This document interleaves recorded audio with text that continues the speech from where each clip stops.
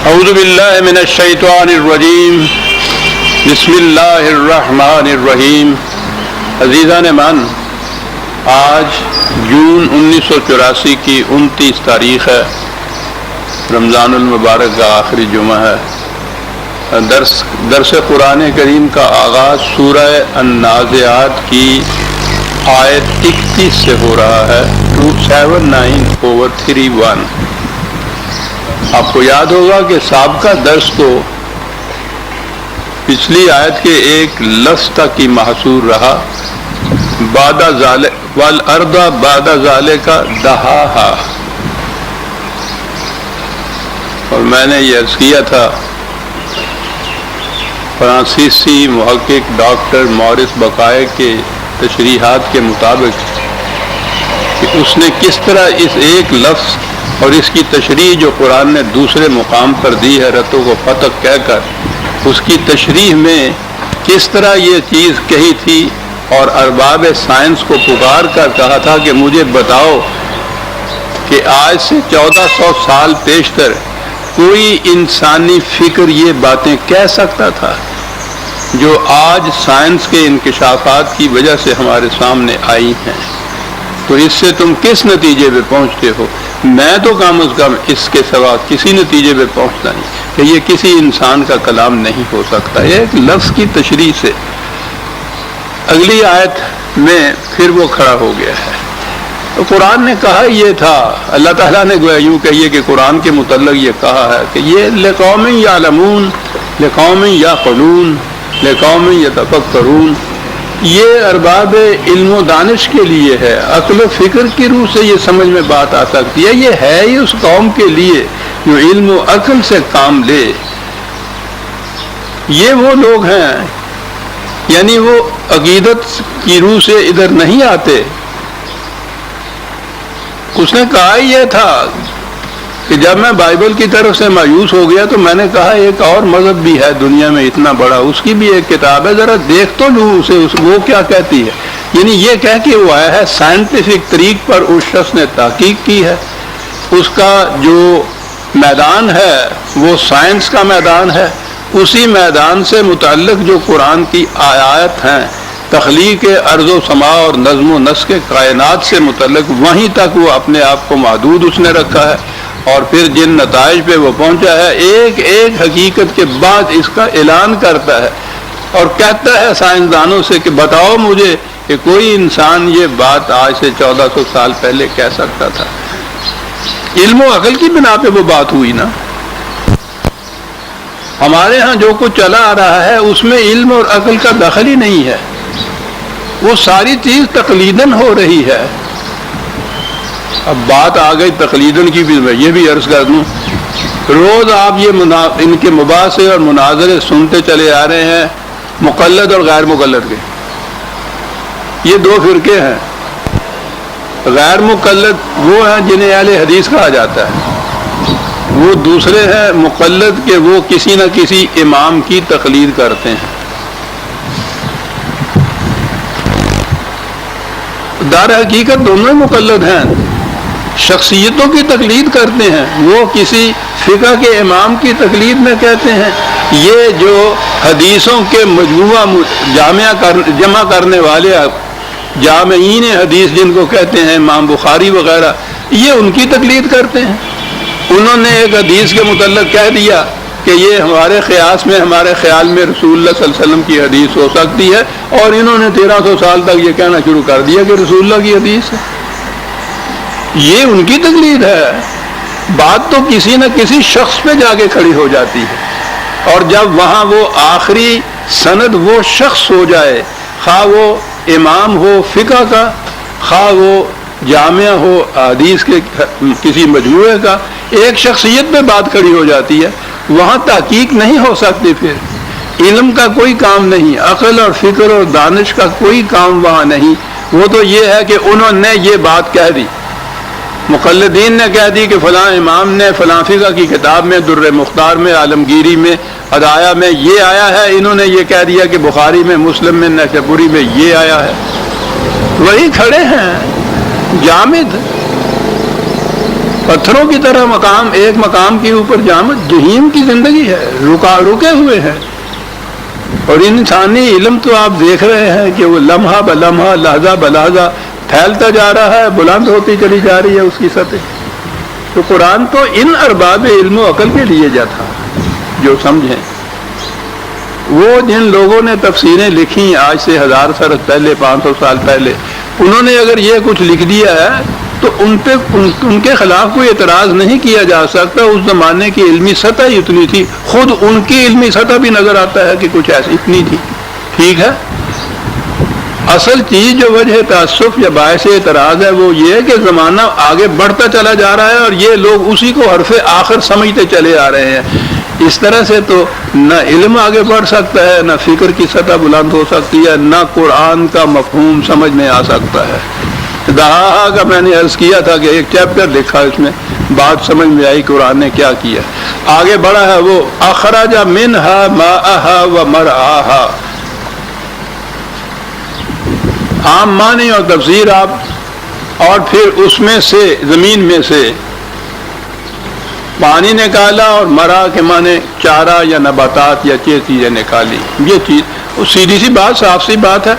اس میں تو کوئی ایسی بات نظر نہیں آتی کہ جس میں کھڑے ہو کر فکر کی روح سے کوئی سوچا جائے کیا کہا گیا ہے. لیکن وہ لوگ تو ایسے نہیں آگے بڑھتے. اس میں ہے اخراج منہا، زمین سے پانی نکال، ماءہا وہ کھڑا ہو گیا ہے. وہ کہتا ہے کہ یہ تو ٹھیک تھا کہا جاتا ہے کہ اس میں سے پانی نکالا.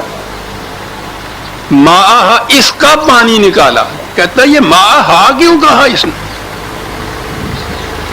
کیا بات ہے.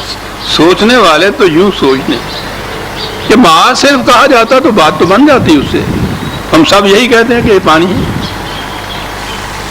زمین کا پانی جو ہے اب وہ کھڑا ہوا.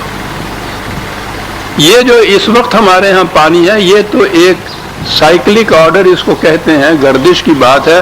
یہ سمندر، دریا جہاں پانی ہے وہاں سے سورج کی حرارت ان کو ایویپوریشن کے ذریعے سے، ابخارات کے ذریعے سے اوپر پہنچاتی ہے.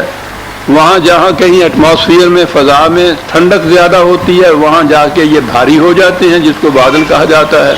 یہ بھاری جب اتنے بھاری ہو جائیں کہ ہوا سے زیادہ بوجھل ہو جائے تو زمین پہ گرتے ہیں، اسے بارش کہا جاتا ہے. پھر وہی پانی جو اوپر گیا تھا وہ نیچے آ جاتا ہے. پھر یہی پانی اسی طرح سے سورج کی کرنیں اپنے اپنے ڈول بھر کے اوپر لے جاتی ہیں، پھر نیچے آ جاتا ہے. یہ پانی تو یہ ہے. اس نے کہا یہ ماءہا کیوں کہا ہے قرآن نے؟ وہ شخص کھڑا ہے ماءہا. اور اب اس کے بعد اس نے کہا کہ یہ تو ایک بہت بڑا گولا تھا، آتشی پگھلا ہوا مادہ آگ کا، اس تیزی سے چکر لگا رہا تھا. یہ پانی کہاں سے آ گیا؟ ایسی آگ اور اس میں سے پانی، یہ کہاں سے آ گیا؟ اب اس کی تحقیق ہو رہی ہے ساتھ، اور سائنٹیفک تحقیق سے پھر جن مختلف ایام سے یہ گزری ہے، قرآن نے وہ یوم ہی کہا ہے، جن مراحل سے یہ گزرے ہیں قرے، اور اس میں سے قرۂ ارض، اس کی وہ تحقیق کرتے چلے جاتے ہیں. اور اس کے بعد یہ پھر بتاتے ہیں کہ کس طرح اس کے اندر باہر سے کہیں سے پانی اس کے اندر نہیں آیا ہے. یہی جو تغیرات اس کے اندر ہوئے ہیں اس کی روح سے، سائنس کی روح سے یہ پانی کس طرح سے بن گیا. ماءہا میں ہا کی تفسیر دے رہا ہے. وہ کھڑا ہو گیا ہے یہاں ایک لفظ کے اوپر کہ ماء کے ساتھ ہا کیوں کہا ہے قرآن نے. ہم میں سے تو کبھی کسی کے فہم و گمان میں بھی نہیں آ سکتا کہ اس ہا کے اوپر بھی غور کریں. یہی زمین میں سے پانی نکالا ہے پھر برستا ہے. وہ لوگ یوں نہیں آگے بڑھ جاتے، وہ مقلد نہیں ہیں، وہ محقق ہیں. اس پہ بھی ایک چیپٹر اس نے لکھا ہے پانی کے اوپر، اس میں سے یہ بات آئی ہے. میرے پاس تو نہ اتنا وقت ہے اور نہ ہی میں نے سمجھا ہے کہ یہ جو نصابی کتاب ہے قرآن کریم، مختلف گوشوں اور دائروں کے ارباب علم و تحقیق کے لیے، سائنٹیفک اگر طالب علم ہوں اس میں وقت ہو کچھ جتنا کچھ میں سمجھ سکتا ہوں، یا جو لوگ سائنسدان اور آگے بڑھے ہوئے ہیں سمجھ میں، وہ سمجھا سکیں گے ان چیزوں کو۔ اس نے بہرحال اس کے بعد اگر ہا والی بات میں ایک چیپٹر تھا تو اگلا حصہ اس کا یہ ہے ماہا میں ہا کی تفسیر جو کر رہا ہے، وہ مرعاہا انسانوں کے لیے بھی اور مویشیوں کے لیے بھی آگے آتی ہے یہ بات۔ یہ چیز اس میں آئی والجبال ارساہا۔ میں نے عرض کیا تھا کہ یوں تو قرآن کریم کا ہر لفظ ایک اعجاز ہے، اور پھر دوہرا دوں کہ عربی زبان میں ایک ایک لفظ کے لیے سینکڑوں الفاظ آتے ہیں۔ عام طور پہ مرادفات کہا جاتا ہے، اور مرادف کے معنی لیے جاتے ہیں کہ وہی معنی دینے والا۔ عرب اس چیز کو زبان کا نقص بیان کرتے ہیں کہ کسی ایک بات کے لیے دو لفظ ہوں، کہا وہ زبان کیا ہوئی؟ اور وہاں ایک چیز کے لیے 500 ہزار الفاظ ہوتے ہیں۔ ہر لفظ کے معنی دوسرے لفظ کے معنی سے ذرا سے شیڈ کے اعتبار سے مختلف ہوتے ہیں۔ وہ جو قرآن نے اس میں سے انتخاب کیا ہے لفظ کا، پہلی بات تو یہ ہے کہ اتنے الفاظ جو مرادف تھے ان میں سے اس کا کیوں انتخاب اس نے کیا؟ یہ شاعری میں تو اس لیے ہوتا ہے کہ وزن نہ ٹوٹ جائے۔ شہد اور انگبین بالکل ایک ہی چیز ہوتی ہے، ان دونوں میں معنی میں فرق کوئی نہیں ہوتا، شہد ہی کو کہتے ہیں۔ وہ رکھے ہوئے لفظ اس لیے ہیں کہ وہ شعر کے وزن میں کہیں اگر انگبین سے وزن قائم ہوتا ہے تو وہاں انگبین لکھ دیا، اگر شہد سے وزن قائم ہوتا ہے شہد لکھ دی، معنی دونوں کے ایک ہیں۔ عربی میں یہ بات نہیں، وہ عرب اس کو نہیں مانتا، وہ اس طرح سے الفاظ نہیں لے لاتا۔ اور پھر اس نے جو کہا ہے کہ قرآن تو نہ نثر ہے نہ نظم ہے، عجیب چیز ہے ان کے ہاں یہ کہ ہمیں سمجھ میں نہیں آتا کہ اس کو کہیں کیا، کہ یہ اسلوب بیان کے اعتبار سے ہے کیا۔ کہا ہے یہ کہ جو لفظ اس نے انتخاب کر کے رکھ دیا ہے ان 500 ہزار الفاظ میں سے کوئی دوسرا لفظ اس کی جگہ آ نہیں سکتا۔ اور وہ تو یہاں تک گئے ہیں کہ اگر اس کی جگہ ہم کوئی خود دوسرا لفظ چن کے وہاں رکھ دیں تو یہ قرآن میں تحریف ہے، یہ شرک ہے۔ خدا کے منتخب کردہ لفظ کی جگہ ہم اپنا انتخاب کردہ لفظ وہاں رکھ دیں، خواہ وہ ان مرادفات میں سے کیوں نہ ہو۔ کہا کہ یہ لفظ بھی جو قرآن نے یا اللہ تعالیٰ نے منتخب کیا ہے، یہ انفرادیت ہے قرآن کی، اسی لفظ سے ساتھ قرآن ہے، دوسرا لفظ اس کی جگہ لگا دیا جائے تو وہ خدا کا کلام نہیں رہے گا۔ عجیب انداز ہے عزیزان من قرآن کے، کیا بتائیں۔ والجبال ارساہا، ارساہا کیا بات ہے سر۔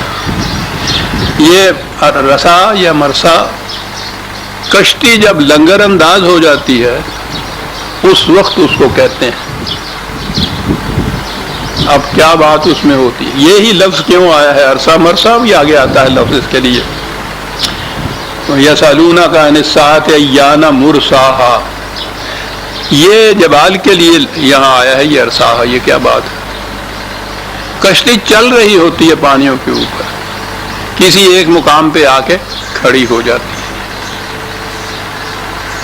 یہ کرۂ ارض اور جتنے کرۂ فلک کے ہیں ان سب کے متعلق یہ تحقیق ہے نا کہ وہ اپنے اپنے مدار میں چل رہے ہیں، تیزی سے گردش کر رہے ہیں، کشتی کی طرح تیرتے ہوئے چلے جا رہے ہیں، لیکن یہ اس میں پھر یہ دیکھتے ہیں ہم کہ جہاں پہاڑ کھڑا ہے وہیں کھڑا ہے، یہ چلتا ہوا نظر نہیں آتا۔ زمین پوری تو چل رہی ہے، یہ نہیں چل رہے۔ اب اس کے لیے ایک لفظ قرآن نے لنگر انداز ہونا تجویز کیا، انتخاب کیا کہ زمین کی یہ کشتیاں لنگر انداز ہو کے ایک مقام پہ رک گئی ہیں۔ الفاظ ان سب کے وجہ سے کیا ہوا، اور پہاڑوں کا یہ پانی کے معاملے میں، نشو و نما کے معاملے میں بڑا رول اہم ہے صاحب۔ یہ جتنے بارش یا برف گرتی ہے پہاڑوں کے اوپر، ان کی بلندیوں کے اوپر، میدان میں وہ بارش کی شکل میں آتی ہے، پہاڑوں کی چوٹیوں کے اوپر برف کی شکل میں آتی ہے۔ یہ پانی تو آتا ہے بہہ جاتا ہے، بہتے پانی میں جتنا استعمال تم کر سکتے ہو کر لو، باقی سارا کا سارا یہ سمندر میں چلا جاتا ہے، تمہارے پاس کچھ نہیں رہتا۔ جب یہ بارش نہ ہو اور پانی نہ ہو تو اس وقت پھر آپ دیکھیے نا کیا صورت ہو جاتی۔ یہ برف کا پانی نہیں آ رہا تھا نا آپ کی ان ڈیمز کے اندر جہاں سے بجلی پیدا ہو رہی تھی، اب پچھلے دنوں جو لوڈ شیڈنگ ہوئی ہے، عذاب آ گیا سارے ملک میں کہ بارشیں نہیں ہوئی تو پانی نہیں ہے۔ تو فطرت کا انتظام یہ ہے کہ یہ تو پانی بہنے والا جو ہے، اس کے علاوہ وہ پانی پہاڑوں کی چوٹیوں کے اوپر اس کو جمع کر کے رکھ دیا جاتا ہے۔ پانی تو جمع ہو ہی نہیں سکتا۔ فطرت کے نظام دیکھیے، اس کو برف کی شکل میں جمع کر کے رکھ دیتا ہے۔ وہ ریزروائر ہیں وہاں جہاں پانی محفوظ رکھ دیا گیا ہے۔ کس زمانے کے لیے؟ جب حرارت سورج کی تیز ہو، یہاں بارش نہ ہو رہی ہو تو وہی برف پگھل کے پانی کی شکل میں پھر آتی ہے دریاؤں کے صورت میں۔ پہاڑ یہ کام دیتے ہیں، علاوہ اور کاموں کے وہ تو دوسرا شعبہ ہی دوسرا آ جائے گا ارضیات کا، اس میں وہ بتائیں گے کہ پہاڑ کیا کیا کام دیتے ہیں۔ والجبال ارساہا، ایک لنگر انداز ہو گئی یہ سارا نظام کاہے کے لیے ہے؟ متاع لکم ولانعامکم، عام ترجمہ تمہارے لیے اور تمہارے مواشیوں کے لیے، وہ وہاں کہا تھا نا مرعاہا بھی، چارہ بھی، تمہارے لیے تمہارے مواشیوں کے لیے یہ اب متاع کا لفظ آ گیا۔ پہلے بھی مجھے یاد پڑتا آیا تھا اور میں نے اس کی تشریح کی تھی، لیکن اب تو جو لفظ آتے جائیں گے میں اتنی تشریح دہراتا چلا جاؤں گا کہ آخری بات ہے، یہ آخری پارہ ہے اور درس میں بھی آخری مقام ہی ہے یہ متاع۔ ایک لفظ میں سارا معاشی نظام قرآن کریم کا آ گیا اس کے اندر۔ سامان زیست کہا جا سکتا تھا، رزق بھی کہا ہے قرآن نے اس کو، وہ بھی کہا جا سکتا تھا، لیکن بیشتر مقامات میں جہاں اصولاً یہ چیز کہی ہے متاع کہا اس چیز کو۔ متاع کے اندر میں نے عرض کیا ہے کہ سارا معاشی نظام قرآن کا داخل ہے۔ قرآن کا معاشی نظام یہ ہے کہ انسانوں کی پرورش ہو، نشو و نما ہو، یہ جمع نہ کریں کچھ، جتنی بھوک ہے اتنی روٹی ملے۔ رزق کے معنی عربی زبان میں ہوتا ہے سامان زیست جو وقت پر مل جائے، یہ شرط ہے اس کے اندر۔ تو یہ اتنا ہی ہے نا کہ وقت کے اوپر اتنی روٹی مل جائے جس سے پیٹ بھر جائے بھوک میں، اور اس کے بعد جو باقی جتنا غلہ ہے اگر پھر وہ سمیٹ کے رکھ لیتا ہے تو یہ باطل کا نظام ہے۔ جو غلہ، جو روٹی، جو آٹا کسی دوسرے بھوکے کے کام آنا تھا اس سے وہ چھین کے رکھ لیتا ہے، جمع کر دیتا ہے۔ بس جو ہی ضرورت سے زیادہ کا جمع کیا کسی نے، وہ نظام باطل کا ہو گیا۔ جمع اس لیے وہ کرتا ہے کہ کل کلاں کو اگر مصیبت کوئی آ گئی تو میں اس وقت کہاں سے کھاؤں گا۔ بس یہ ہے وہ نظام کہ تمہیں فکر کرنے کی ضرورت نہیں ہے، نحن نرزقکم وإیاہم، تمہاری اور تمہارے اولاد کی رزق کی ذمہ داری ہمارے اوپر ہے، تو پھر جمع کیوں کرنا؟ درد سر کیا لفظ ہے اس کے لیے؟ اس زمانہ کا مسافر سفر میں جا رہا ہے، سفر کے دوران جن چیزوں کی ضرورت پڑتی ہے وہ عام طور پہ ان کے یہاں چیزیں ہوتی تھی۔ پانی نکالنے کے لیے ڈول اور ڈوری وہ بڑی ضروری چیز ہوتی تھی، ایک لٹھ حفاظت کے لیے ضروری، ستو توشہ دان میں، توشہ دان بھی کس قسم کا؟ یہ وہی بھیڑ وغیرہ کی کھال کا جو بنا ہوا ہوتا تھا، بوری چھوٹی سی، اس میں وہ ستو وغیرہ یہ چیزیں، سر پہ لپیٹنے کا ایکال ان کے ہاں کا یہ۔ اب دو چیزیں اس میں یہ دیکھیے کہ یہ سب چیزیں وہ ہیں جو اشد ضرورت کے وقت کام آئیں گی، اور یہ اس میں ایک چیز بھی زائدہ ضرورت ساتھ نہیں رکھے گا، دو ڈول نہیں رکھے گا، وہ دو پگڑیاں نہیں رکھتا، 2 لٹھ نہیں اس کے پاس ہوتے. مسافر تو کم از کم بوجھ اپنے ساتھ رکھتا ہے، لیکن جو رکھتا وہ ہے جو ضرورت کے وقت کام آئے، ضرورت رکی نہ رہے اور زائدہ ضرورت کچھ ہو نہ. وہ سامان جو وقت کے اوپر پوری ضرورت کو پورا کرے اور زائدہ ضرورت نہ ہو، اسے عربی زبان میں متاع کہتے ہیں. سارا معاشی نظام آ گیا نا ایک لفظ کے اندر، کہ یہ سارا جتنا کچھ زمین پیدا کرتی ہے، یہ پانی، یہ زمین، یہ رزق، یہ جناس، جو کچھ پیدا ہوتا ہے، یہ متاع ہیں صرف. اور زندگی کو ایک سفر قرار دے دیا. یہاں دوسری چیز اور آ گئی متاع کے اندر. یہ چیز فی الارض مستقرن و متاع الی حین، ایک وقت تک کے لیے ہے. یہ سفر پوری، یہ تو ہے نہیں کہ ابدی طور پر یہ چیز ہے، ایک وقت تک کے لیے زندگی ایک سفر ہے.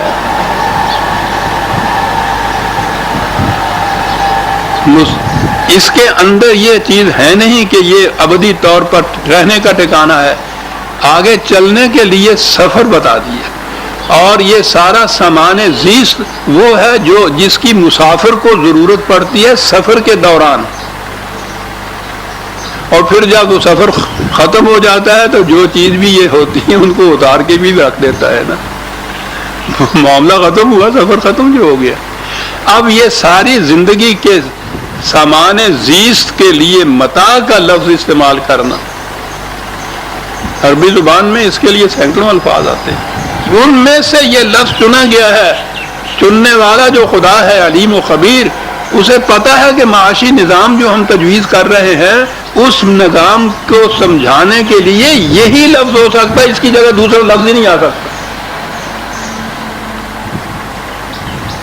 اب بتا دیا انسان کی زندگی، اس دنیا کے اندر اس کا رول، یہ سفر کے اندر یہ منزل نہیں ہے، منزل آگے ہے، کیونکہ زندگی تو ختم نہیں ہوتی موت سے اور آگے چلتی ہے. یہ جو چیز ہے یعنی آگے چلیں گے دم لے کر، جو وہ کہتا ہے موت تھوڑے سے دم لینے کی بات ہے، سستانے کی بات ہے، پھر آگے چلنے کی بات ہے. یہ ہمیشہ کے لیے نہیں ہے.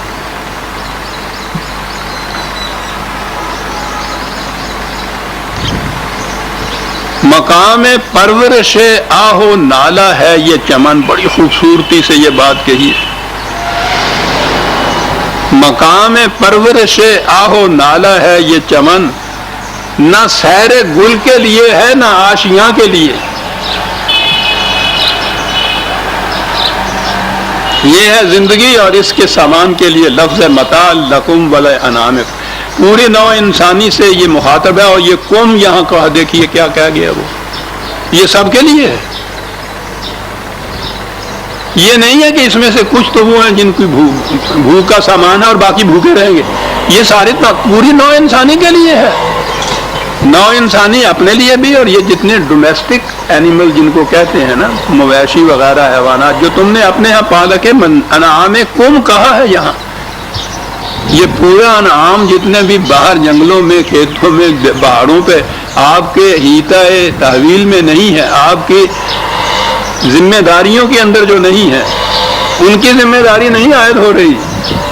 انعامکم ہے، متاع لکم والے انعامکم، اور کم میں پوری نوع انسانی آتی ہے. اب دوسرا بھی آ گیا، متاع کے معنی بھی آ گئے اور کم کے معنی بھی آ گئے. پوری نوع انسانی کے لیے سامان زیست جو پوری زندگی ملتا رہے، ان کو بھی، ان کی اولاد کو بھی. یہ 4 لفظ ہیں آیت کے، اور دیکھ لیجئے کہ اس میں معاشی نظام پورے کا پورا آ گیا اس کے اندر. اب یہ بات بھی آ گئی کہ وہ ارض کا ذکر زمین کا اور پہاڑوں کا اور پانی کا یہ کیوں ہو رہا تھا. یعنی وہ ایک تو یہ ہے کہ محض علمی معلومات کے لیے کوئی چیز ہو، جیسے ہمارے ہاں سائنس کے اسٹوڈنٹس کو پڑھاتے ہیں کالجوں میں ان چیزوں کو، وہ صرف معلومات بہم پہنچاتے ہیں. قرآن یہ نہیں کہ وہ معلومات بہم پہنچانے کی کتاب ہے صرف، وہ یہ ساری معلومات بہم پہنچاتا ہے اپنے کسی اصول کی طرف لانے کے لیے. کہنا اس نے یہ تھا کہ یہ ذریعہ رزق ہے، یہ ارض تمہارے لیے، تمہارے معاشیوں کے لیے، پوری انسانیت کے لیے سامان زیست اور نشو و نما ہے، جمع کر کے رکھنے کا نہیں ہے، یہ کہنا تھا۔ اس کے لیے ارض کی کیفیت پہلے بیان کرتا چلا آیا، بات یہ کہنی تھی۔ اب اس کے لیے متاع لکم ولانعامکم کے اندر تو تمام کے لیے ہوگا۔ اگر یہ کم کے لیے ہے تو خدائی منشا کے مطابق ہے، اگر کیفیت یہ ہے کہ بعض کو مل رہا ہے بعض بھوکے رہ رہے ہیں، یہ خدائی منشا کے خلاف ہے، یہ نظام کفر ہے، نظام اسلام نہیں ہے۔ یہ کم کے اندر پوری انسانیت جمع ہے۔ اب یہ ظاہر ہے کہ بادل کے نظام میں تو یہ جن کو طبقاتی تقسیم کہتے ہیں، پستیاں اور بلندیاں، ناہمواریاں، یہی چیز ہوتی ہے نا جس کو آپ طبقاتی تقسیم کہتے ہیں۔ کچھ تو وہ ہیں کہ جن کے کتوں کے لیے بھی وہ کچھ ملتا ہے جو دوسروں کے بیٹوں کے لیے نہیں ملتا، سنگ مرمر کے محلوں میں رہتے ہیں، یہ جھونپڑی میں رہتے ہیں، ہر وقت خطرہ لگا رہتا ہے کہ اٹھانے والے اب آئے کہ اب آئے۔ یعنی یہ جو تفریق ہے انسان اور انسان میں، قرآن نے جو قوم کہا ہے اس میں تو تفریق نہیں ہے۔ یہ طبقاتی تفریق جہاں آئے گی وہ نظام جو ہے وہ باطل کا نظام آ جائے گا۔ اب ایک انقلاب وہ لا رہا ہے، اس انقلاب کے لیے پھر ایک تشبیہ آ رہی ہے۔ بات نازعات سے شروع ہوئی تھی نا، وہ محکوم قومیں جو پانی کے اندر ڈبائی ہوئی جو رکھی ہوئی، جن کو پانی میں ڈوب کر رکھا ہوا ہو، وہاں سے بات آئی تھی پانی کی تشریح۔ یہ وہ طبقاتی تفریق کی پستیاں اور بلندیاں جو ہیں ان کو ہموار کر رہا ہے انقلاب۔ کیا لفظ ہے اس کے لیے؟ فَإِذَا جَاءَتِ الطَّامَّةُ الْكُبْرَى، تامہ سیلاب کو کہتے ہیں، اور سیلاب بھی کبرا، اتنا بڑا سیلاب ہی بلندیوں اور پستیوں کو ہموار کر سکتا ہے۔ پانی ہموار کرتا ہے، کہیں سے پانی چھوڑ دیجئے، جہاں کہیں گڑھا آئے گا پہلے وہ گڑھے کو بھرے گا پھر آگے چلے گا۔ تقسیم رزق یہ ہے کہ جہاں اس کی ضرورت ہے پہلے اس کو پورا کرے گا تو آگے چلے گا۔ یہ معون ہے نا، بہنے والا پانی، کھڑا نہیں، اور بہنے والے پانی کی یہ خصوصیت ہے کہ وہ پستیوں کو اور بلندیوں کو ہموار کر دیتا ہے۔ کہا وہ انقلاب آئے گا، ایک سیلاب ہوگا۔ ایک تو یہ جتنے بھی جھاڑ جنکار وغیرہ اوپر آئے ہوئے ہوتے ہیں ان کو تو اٹھا کے پھینک دے گا، وہ ناکارہ ہے۔ پھر پستیوں اور بلندیوں کو ہموار کر دے گا، اور تامہ بھی کبرا ہے، بہت بڑا ہے۔ کتنا بڑا؟ یہ وہ انقلاب آئے گا۔ یہ ہوا قرآنی انقلاب کا مقصد، پستیوں اور بلندیوں میں ہمواری پیدا کر دینا، سطح کا برابر کر دینا۔ طبقات کی تقسیم رہتی نہیں اس کے اندر، انسان اور انسان کے اندر فرق ہی کوئی رہتا اس کے اندر۔ یہ ہوتا ہے انقلاب جسے قرآنی انقلاب کہتے ہیں۔ اور وہاں صورت یہ ہوگی یوم یتذکر الانسان ما سعی۔ کنسٹرکشن کے اعتبار سے، ترکیب کے اعتبار سے دو مفہوم ہو سکتے ہیں اس کے لیے، جس میں انسان کے سامنے صرف وہ چیز ہوگی جس کے لیے اس نے محنت کی ہوئی ہے۔ یہ قرآن کے معاشی نظام کی بنیاد ہے، لیس للانسان الا ما سعی۔ اس میں معاوضہ جو ہے وہ محنت کا ہے، سرمایہ کا نہیں ہے۔ یہ بنیاد ہے قرآن کے معاشی نظام کی۔ جو خود محنت نہیں کرتا، کرنے کے قابل ہے، معذور نہیں، معذور سائل و محروم جو ہے اس کی ذمہ داری تو نظام پہ آتی ہے۔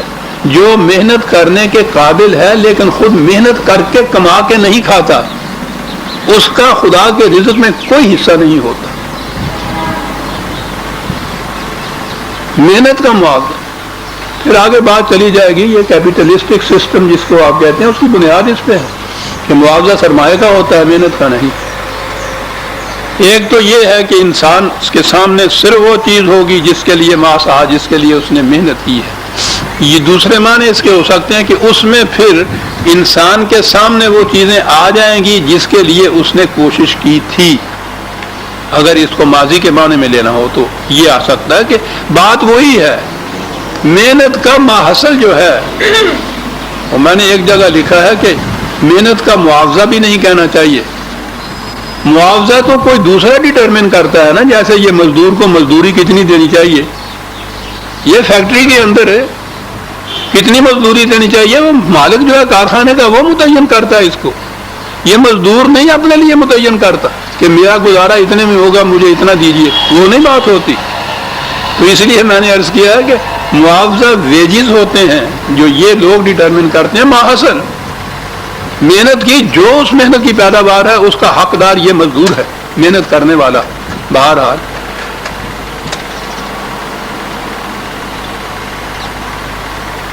اس انقلاب کے متعلق ایک ہی حوالہ اور دے لیجیے کافی ہو جائے گا. حضرت موسیٰ علیہ السلام سے کہا جا رہا ہے کہ جاؤ فرعون کی طرف، وہ بڑا سرکش ہو گیا ہے. انا ربکم الاعلی کہہ رہا ہے، انسانوں کے رزق کے اوپر قابض ہو کے بیٹھ گیا ہے. جاؤ وہاں. کاہے کے لیے؟ عجیب بات ہے. وہ تو سورہ طٰہٰ میں آپ دیکھیے گا بڑے دلکش انداز میں یہ داستان چلی آ رہی ہے. انی انا اللہ لا الہ الا اللہ. بات ہو تو اور تھی. کہا کہ جاؤ، تمہیں منتخب کیا جا رہا ہے ایک پروگرام کے لیے، اور وہ یہ ہے ان الساعۃ آتیۃ اکاد اخفیھا. وہ انقلاب آ رہا تھا جو وہ اس وقت تک جیسے کہتے ہیں نا انڈر گراؤنڈ تھا، غیر محسوس طور پر انقلاب آ رہا تھا. دیکھیے کیا انداز قرآن کا ہے.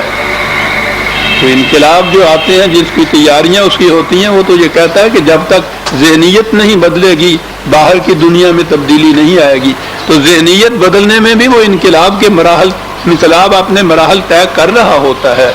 غیر محسوس ہوتے ہیں. وہ کہا کہ وہ انقلاب جو غیر محسوس طور پر آ رہا تھا، یہ 20/15 ہے، بڑی اہم آیت ہے. جو غیر محسوس طور پر آ رہا تھا، ہم چاہتے یہ ہیں کہ وہ اب نمودار ہو جائے، اب وہ محسوس شکل میں سامنے آ جائے. ہم یہ چاہتے ہیں. کاہے کے لیے یہ ہو؟ یہ ہے جو بات میں کہہ رہا تھا. کاہے کے لیے یہ انقلاب؟ یہ کہ وہ فرعون کی سلطنت ہے اس کی مملکت چھین کے اور اس کی جگہ خود وہاں جابر بن کے بیٹھ جائے. یہ اس کے لیے ہے انقلاب. اس کے لیے لِتُجْزَى كُلُّ نَفْسٍ بِمَا تَسْعَىٰ، تاکہ ہر شخص کو اس کی محنت کا ماحصل مل جائے. یہ ہے اس کا مطلب. اتنے بڑے جلیل القدر نبی صاحب ضرب کلیم، اتنا عظیم انقلاب، و تاریخ میں منفرد انقلاب ہے جو یہ واقعہ ہوا تھا. اتنا بڑا وہ طاغی اور اتنا بڑا سرکش انا ربکم الاعلی کہنے والا، اس کے ساتھ ٹکراؤ. کاہے کے لیے یہ سب کچھ؟ تاکہ ہر شخص کو اس کی محنت کا ماحصل مل جائے. یہ ہے جی انقلاب قرآنی کا مقصد. یہی یہاں ہے یوم یتذکر الانسان ما سعی، تاکہ اس انقلاب کے بعد محنت کا محصل ہی ہو جس کے لیے ہو. یہ نہ ہو کہ دانا ای می کارت آ حاصل برد، کاشت یہ کرتا ہے فصل وہ اٹھا کے لے جاتا ہے. امت بر امت دیگر چرد، ایک قوم دوسرے کی کھیتی سے چرتی ہے. یہ کاشت کرتا ہے وہ فصل اٹھا کے لے جاتا ہے. یہ نہ ہو. یوم یتذکر الانسان ما سعی، اور اس میں پھر کیا ہوگا جب تقسیم رزق اس طرح سے ہو جی، تو محنت نہ کرنے والا سرمایہ دار جو ہے پھر کیا صورت اس کی ہوگی. وَبُرِّزَتِ الْجَحِیمُ لِمَنْ یَرَىٰ، یہ آیت میں نے کئی دفعہ سامنے آئی ہے، میں نے پیش کی تھی، آج یہ اپنے مقام پہ سامنے آئی ہے. میں نے بتایا تھا کہ قرآن کریم نے بتایا ہوا ہے کہ جہنم آج بھی تم سے دور نہیں ہے. محیطم بالکافرین، گھیرے ہوئے ہے وہ اس وقت بھی، وہ تمہیں اس وقت بھی دیکھ رہی ہے، تم نہیں صرف اس کو دیکھ رہے. قرآن نے یہ بھی کہا. وہ تصور ہی اور ہے قرآن کی روح سے جنت اور جہنم کا. اس وقت کے متعلق وہ کہہ رہا ہے کہ اب بھی وہ دیکھ رہی ہے، تم نہیں صرف اس کو دیکھ رہے۔ کہا کہ وہ جب انقلاب اس قسم کا آئے گا، لفظ ہے وہ برزت ہے، بارز اور مضمر۔ وہ گرامر جاننے والے شاید جانتے ہیں کہ ضمیر بارز ہوتی ہے اور مضمر ہوتی ہے۔ بارز کے معنی ہوتی ہے وہی شے جو پہلے چھپی ہوئی ہو وہ نمودار ہو جاتی ہے۔ برزت الجحیم یعنی جہیم تو موجود تھے، وہ مضمر تھی، چھپی ہوئی تھی، نگاہوں کے سامنے نہیں تھی، نمودار ہو جاتی ہے۔ لیکن نمودار بھی ہر ایک کے لیے نہیں ہوتی، لمن یرا، دیدہ بینا کے لیے ایسا ہوتا ہے، دیکھنے والے کے لیے ایسا ہوتا ہے۔ آنکھوں والا تیرے جلوے کا تماشا دیکھے، دیدہ ایک اور کو کیا آئے نظر، کیا دیکھے؟ لمن یرا، یہ اس کے لیے ہے۔ اب بات آ گئی، جہیم کا لفظ آپ کو معلوم ہے، جہاں کسی کی رفتار رک جائے، جہاں وہ کھڑا ہو جائے، یہ ہے جہنم اور یہ ہے جہیم۔ زندگی راہ کے سفر کے سوا کچھ اور نہیں، یہ تو مسلسل چلتے رہنے کا نام ہے، حرکت کا نام زندگی ہے، حرکت رکی ہے تو مردہ ہے۔ قرآن کی روح سے وہ مقام جہاں کسی فرد یا کسی قوم کی حرکت رک جائے، چلنے کے وہ قابل نہ ہو، روک پیدا ہو جائے، اسے جہیم کہا جاتا ہے۔ تو اب جہنم یہ ہوئی قوموں کے لیے کہ جہاں کوئی قوم رکی ہوئی، جہاں معیار ہی یہ ہو کسی قوم کے بلند ہونے کا کہ وہ بتاؤ تمہارے باپ دادا نے بھی ایسا کہا تھا، یعنی وہ بتاؤ تمہیں۔ وہ کاریگر لڑکا جو کچھ بنا رہا ہے وہ گڈھے نے، وہ کہتا ہے اوے بے پیریا بے مرشدیا، تیرے پیو نے اتنے متھل لائی تھی جیسے تو کاٹا لاؤن ڈیا۔ وہ کر جو اس نے کیا تھا۔ سلف صالحین کا مسلک یہ ہے، رکے ہوئے ہیں، کھڑے ہیں، یہ قومیں بڑھ رہی ہیں آگے، وہ آسمان پہ پہنچ رہے ہیں، یہ ٹی وی کے ایک کمرے میں بیٹھے ہوئے رویت حلال دیکھ رہے ہیں، چاند دیکھ رہے ہیں کمرے میں بیٹھے ہوئے، کہتے ہیں کہ رویت ہے، دیکھنا ہے حلال کا، اور دیکھنا کیا ہے؟ ٹیلی فون پہ سنتے ہیں بندوں سے اطلاع آئی ہے، نام کمیٹی کا ہے رویت حلال کمیٹی، جنہوں نے کبھی حلال دیکھا ہی نہیں ہے، جنہوں کمروں باہر ہوتے نا ڈب گیا ہوں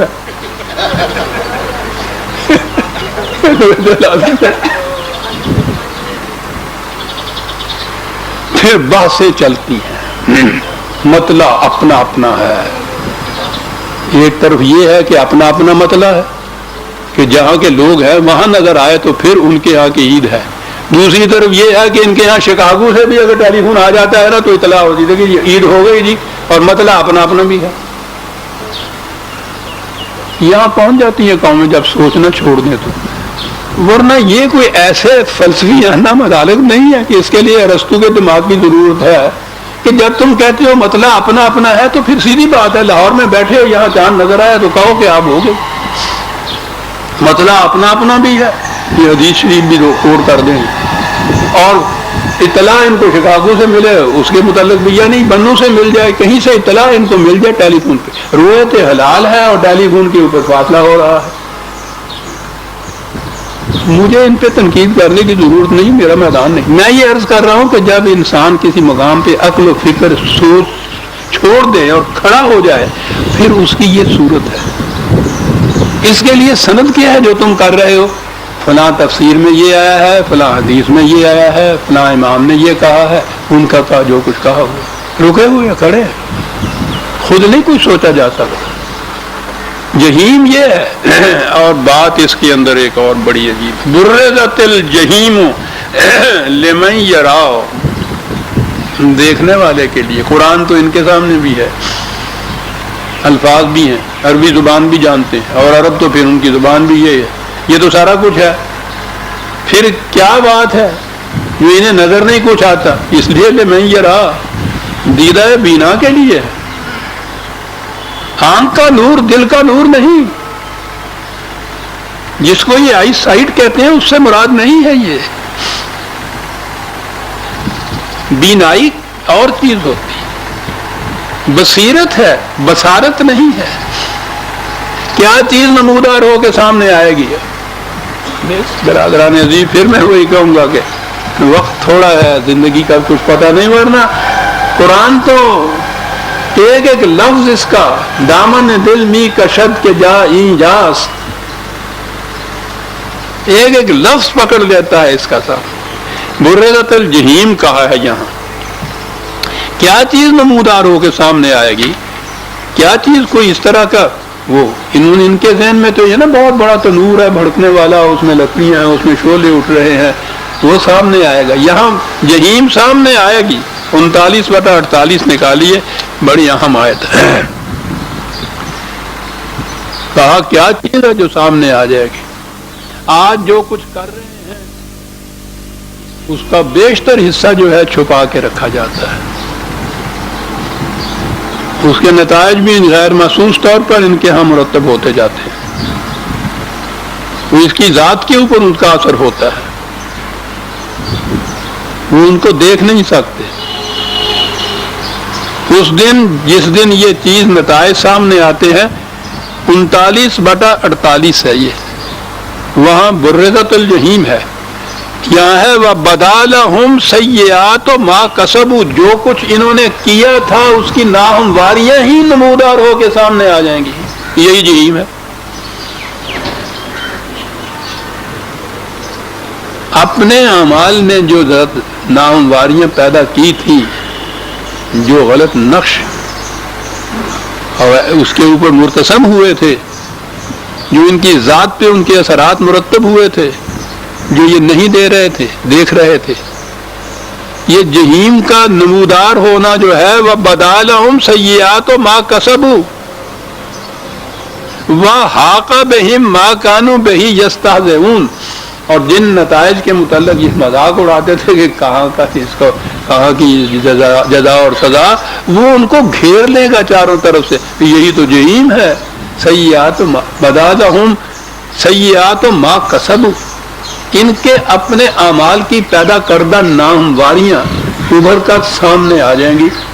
یہی ہے وَبُرِّزَتِ الْجَحِیمُ لِمَنْ یَرَىٰ فَأَمَّا مَنْ طَغَىٰ وَآثَرَ الْحَیَاةَ الدُّنْیَا فَإِنَّ الْجَحِیمَ هِیَ الْمَأْوَىٰ. طغیٰ، حدود فراموش، حدود ہے جو قرآن مقرر کرتا کہ اس سے آگے نہ بڑھنا. تلک حدود اللہ ہے فلا تقربوها، آگے بڑھنا نہیں، اس کے قریب بھی نہ جانا، سرکشی اختیار کرنا قوانین خداوندی سے. یہ کیا ہے؟ یہ چیز آثر الحیات الدنیا. کیا بات ہے صاحب، وہ ترجیح دیتا ہے اسی دنیا کی زندگی کے مفاد کو. یہ مفاد اس دنیا کے یا اس کی زندگی قرآن کی روح سے ایسی نہیں جس کو ترک کر دینا چاہیے، چھوڑ دینا چاہیے. یہ قابل نفرت ہے. آسرا، پرائرٹی کی بات جیسے کہتے ہیں، ترجیح کی بات ہے.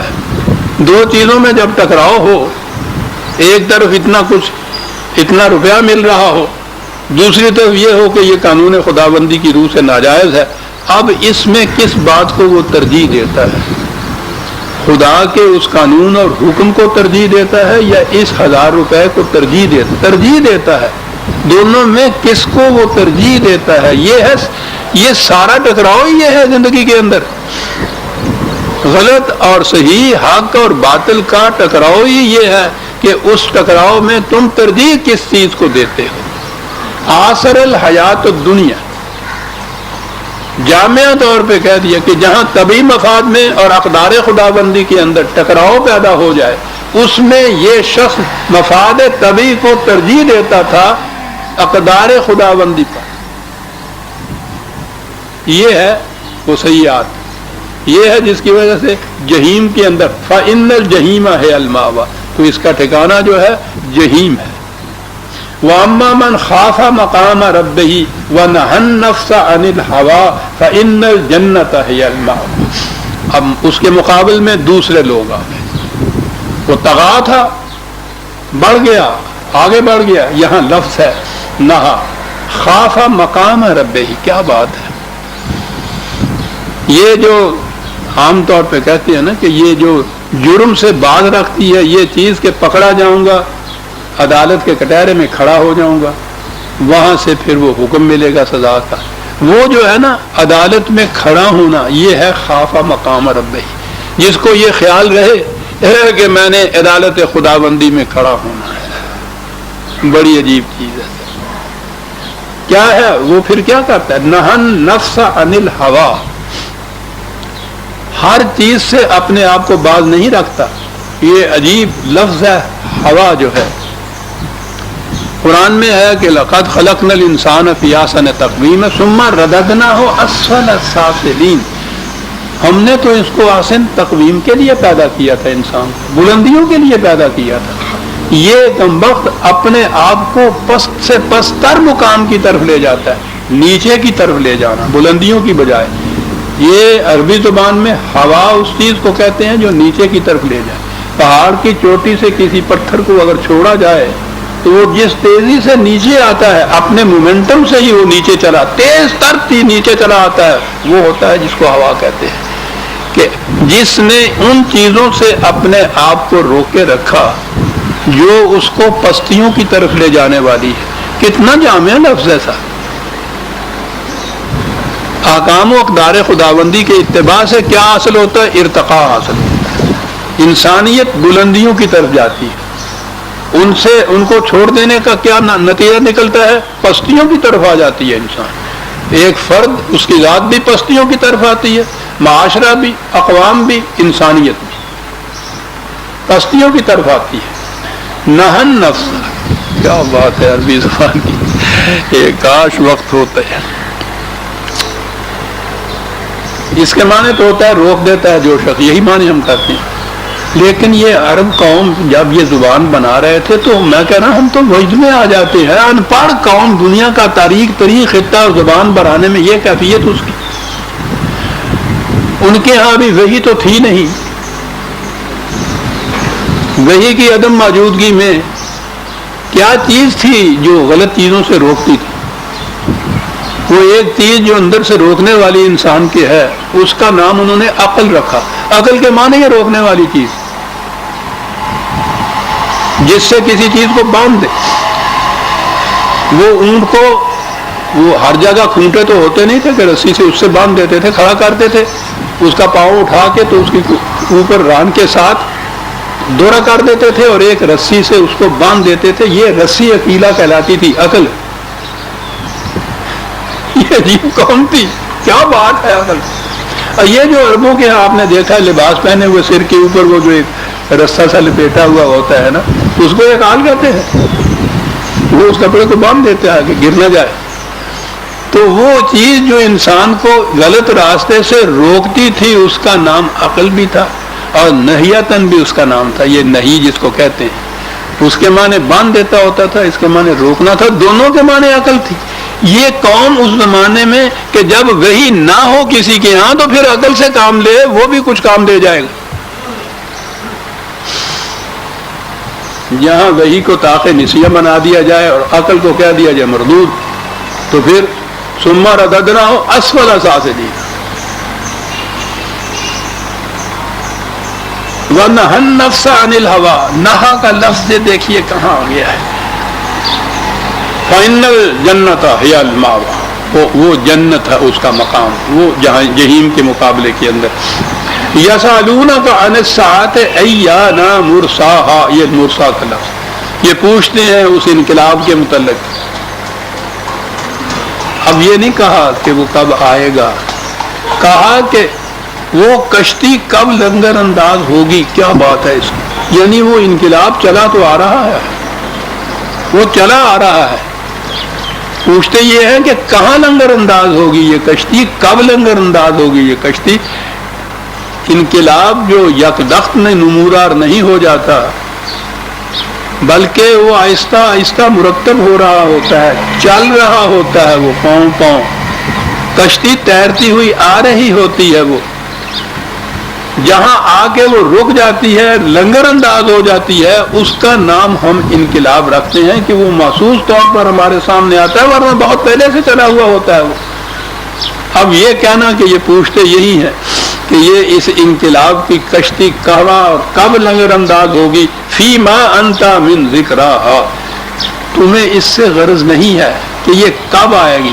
آپ کو یاد ہے کئی ایک مقامات میں قرآن کریم نے یہ کہا ہے، بلکہ نبی اکرم صلی اللہ علیہ وسلم نے یہ عرض کیا تھا نا کہ بار الہ میری ساری زندگی اسی تگ و تاز اور مصائب اور مشکلات کو برداشت کرتے گزر جائے گی، یا میری آنکھوں کے سامنے وہ انقلاب آ بھی جائے گا جس کے لیے میں کوشش کر رہا ہوں۔ تو کہا یہ تھا کہ یہ تیرا کام نہیں ہے باغا، انک انت البلاغ و علینا الحساب، تیرے ذمے اس پیغام کو پہنچاتے چلے جانا ہے، یہ کہ وہ کب انقلاب آئے گا یہ ہم اپنے حساب و قانون کی روح سے جانتے ہیں، تیرا یہ فرض نہیں ہے، حضور کو بھی نہیں بتایا۔ کہا یہ کہ فی ما انت من ذکراہا، تیرا فریضہ اور منصب یہ نہیں ہے، تو اس پروگرام میں تو تاز کرتا چلا جا، اور اس کے بعد الی ربک منتہا، یہی منتہا کا لفظ آیا جہاں آ کے رکنا ہے، جہاں اس نے رکنا ہے اس کا علم تیرے خدا کے پاس ہے، وہ جانتا ہے کہ کہاں اس کشتی نے لنگر انداز ہونا ہے، اس کا نام انقلاب محسوس ہوگا، جو دیکھے گی دنیا کے اب آیا ہے انقلاب، اس سے پہلے تمہیں بھی اس کے متعین طور پر معلوم نہیں ہوتا ہے۔ اور یہاں قرب قیامت کی نشانیاں بڑے بڑے پوسٹروں میں لگائی جاتی ہیں سب کیا، اور وہ لگ جاتا ہے، پوسٹر پھٹ جاتا ہے، اب تو وہ سلسلہ بند ہو گئے ہیں، تھک گئے ہیں، کچھ کر دے خبر ہے، ورنہ اس سے پہلے ہمارے بچپن میں ہر سال ایک پوسٹر لگا کرتا تھا، الی ربک منتہا انما انت منذر من یخشا، تم تو صرف آگاہ کرنے والے ہو اس بات کے کہ تمہاری غلط روش کا نتیجہ تباہی ہوگا، تمہارا کام یہی ہے، وہی انما الیک البلاغ و علینا الحساب، غالباً الفاظ یہ تھے، پہلے میں نے صحیح نہیں پیش کیے، تمہارے ذمے اس کا پہنچاتے چلے جانا ہے، اور ہمارے ذمے ہے یہ بات کہ یہ کب نمودار ہوگا۔ اس لیے ہم بھی جو یہ کہتے ہیں کہ یا اللہ یہ کب یہ کچھ آئے گا، ہمیں بھی یہی جواب ملے گا جو رسول اللہ صلی اللہ علیہ وسلم کو ملا ہے کہ تم اس کے لیے کوشش کرتے چلے جاؤ، کب آئے گا یہ تمہارا ذمہ نہیں ہے، یہ ہم جانتے ہیں کب آئے گا وہ چیز۔ انما انت منذر من یخشاھا کأنہم یوم یرونھا لم یلبثوا الا عشیۃ او ضحاھا، جب وہ آئے گا تو یہ جو اس وقت اتنی لمبی چیزیں اپنے ذہن میں رکھی ہوئی ہیں نا انہوں نے، امانیہ اپنی روحیں، اس وقت ان کو ایسے معلوم ہوگا کہ یہ زندگی جو ہم نے گزاری ہے یوں ہی صبح و شام کی زندگی تھی، اس سے زیادہ کچھ نہیں تھا، ہوش حواس ہو جائیں گے، یہ بھی نہیں یاد رہے گا کہ زندگی کتنی تھی، کیا کیا کچھ اس میں ہوا تھا، کیا کچھ چھوڑا تھا۔ کہتا وہ انقلاب تو اتنا پریشان کن ہوگا، حواس باختہ ہو جائیں گے اس کے اندر۔ تو ان سے کہو کہ کیوں بار بار اس کے آنے کے لیے اس طرح سے تم منتیں مان رہے ہو، کوشش کر رہے ہو، جیسا 29 کا چاند عید کا دیکھنا ہوتا ہے، ایسا وہ عید کا چاند نہیں ہے، وہ تو تمہارے لیے ایک تباہی کی آواز ہوگی، تو اس کے لیے تم اس قدر مطمئن کیوں ہو رہے ہو۔ سورہ النازعات یہ آخری آیت تھی، یہ آج ختم ہوئی عزیزان من۔ اگلے درس میں ہم 30ویں سورت سورہ عبس وتولی لیں گے۔ ربنا تقبل منا انک انت السمیع، اور میری طرف سے آپ تمام احباب کو عید کی دلی مبارکباد قبول ہو۔ شکریہ۔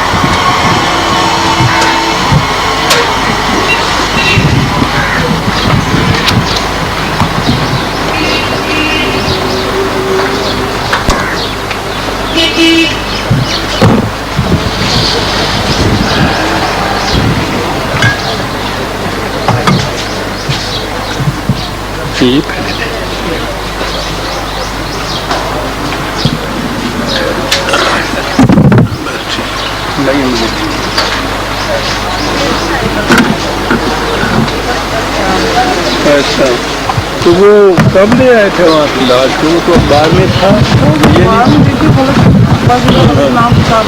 میں یہی پوچھ میں یہی تو شجاع الرحمان کا جو تھتی بول کیا کیا بار بار خود سعید نے میرے بھائی نے لکھوایا ڈکٹیٹ کروایا میری مکی کو، اور یہ اس نے پتہ نہیں کس طرح کا اگلے نے کس طرح سنا کہ ابا جی کا نام نہیں کسی کو آتا، سب کرنے والے ختم ہو جاتے ہیں۔ جی ہاں، کل کی بات ابھی وہ ہم بھی وہ